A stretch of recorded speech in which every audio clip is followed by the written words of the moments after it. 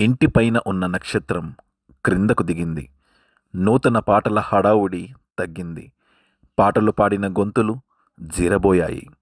మినిమిట్లు గొలిపిన church అలంకరణ ఖర్చు కళ్ళు బైర్లు కమ్మే విధంగా ఉంది. విందులు వినోదాలతో అలసిపోయిన క్రైస్తవులు సేద తీరుతున్నారు. సగటు క్రైస్తవుడికి మాత్రం కొత్త బట్టల ఖర్చు తడిసి మోపెడు అయ్యి వచ్చే క్రిస్మస్ వరకు అప్పు కట్టేలా ఉంది. క్రిస్మస్ చెట్టు, వెలుతురు, లైట్లు కబోర్డ్లోనికి చేరాయి. పండుగ ఘనంగా జరిపామంటూ సంఘ పెద్దల ఆనందము.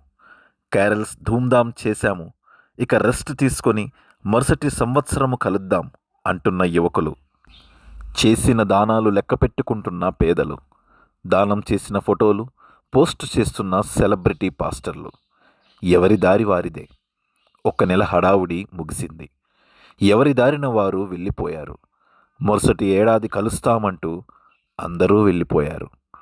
మిగిలింది ఒక్కరే, పశువుల శాలలో ఒంటరిగా నీ కొరకు ఎదురుచూస్తూ.